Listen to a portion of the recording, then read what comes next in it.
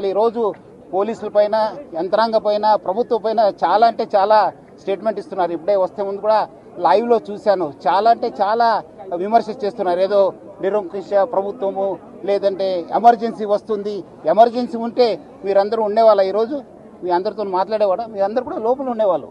So అది అర్థం చేసుకోవాలి. చట్టం తను పని చేస్తుంది. డెఫినెట్లీ చట్ట భాగంగా ఏమైనా మనం డెఫినెట్లీ పోతాను, మనము అక్కడ సెర్చ్ చేస్తాను, కావాల్సిన వాళ్ళు అరెస్ట్ చేస్తాను, చట్టం ముందు పెడతాను, అప్పుడు చట్టం చూసుకుంటుంది. సో అందుకు ఎవరు కూడా మీరు విమర్శ చేయవచ్చు, కానీ వాళ్ళు చరిత్ర హాని చేయడం కానీ వాళ్ళపైన ఏం ఆధారం లేకుండా చేయడం చాలా బాధము. డెఫినెట్లీ చట్టం తన పని చేస్తుంది. గౌరవం గురించి అంటున్నారు కదా, రాత్రి ఎన్టీవీ దేవి ఇంటికి వెళ్ళి చాలా అసభ్యంగా బిహేవ్ చేశారని ఆమె చెప్తుంది. ఎన్టీవీ సీఓ వాళ్ళ వైఫ్ తోని కూడా చాలా అసభ్యంగా బిహేవ్ చేశారు. ఇది పోలీసింగ్, కరెక్ట్ పోలీసింగ్ అని అనుకుంటున్నారా? అంటే వాళ్ళు ఎందుకు కావాల్సిన వాళ్ళు కాదా? మనం పిలిపిస్తే రావాలి కదా. వాళ్ళు కాకుండా ఈరోజు ఒక మీ రిపోర్టరు మనము ఎట్లా పోవడానికి, రాత్రి పోవడానికి ప్రయత్నం చేశారు. ఏ ఆధార్ పైన పోతున్నారు? 5:30 టికెట్ బుక్ చేసి బ్యాంకాక్ పేరుతో వెళ్తున్నారు. కావాల్సింది ఆనే మనకు కోఆపరేట్ చేయాలి కాదానే, చేయకుండా ఎందుకు పారిపోతున్నారు? ఎందుకు పోతున్నారు?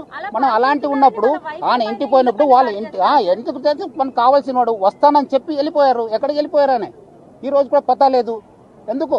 చట్టం ముందు రండి కదా, చట్టంని ఫేస్ చేయండి కదా, అధికారం ముందు రండి. ఇన్వెస్టిగేట్ సహకరించండి. ఎందుకు పారిపోతున్నారు? ఏం కావాల్సింటే తీసుకొస్తారండి, చట్టంలో ఉంది. కావాల్సింది అంతే, నోటీస్ ఇస్తాను, రావాలి. వచ్చినప్పుడు మనకు పోతాను, ఇన్వెస్టిగేషన్ ఏం ఆధారం ఉంది దాని ప్రకారం చేస్తాను. మనం అదేం అట్లా ఏం లేదు, మనకు కావాల్సిన వాళ్ళు రావాలి, తీసుకొస్తాను. ఏముంది చట్టం?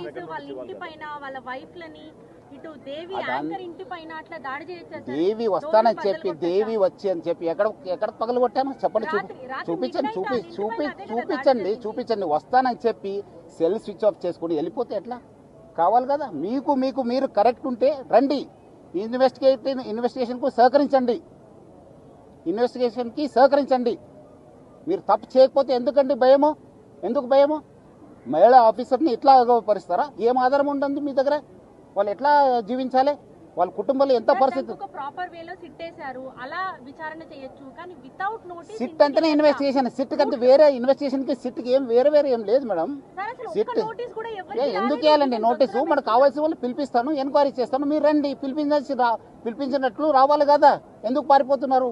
ఏదో నేను బ్యాంకాక్ వెళ్తున్నాను సార్, నేను ఇప్పుడు మీ సిఇఓ గారు ఎక్కడ ఉన్నారండి? రావాలి కదా. చేస్తానండి. ఎక్కడైనా పోతే ఎక్కడున్నా పట్టుకొని వస్తాను, ఎక్కడుంటే పట్టుకొని వస్తాను. నేను చట్టం ముందు ప్రవేశపెడతాను, చట్టంలో చూసుకోండి మీరు.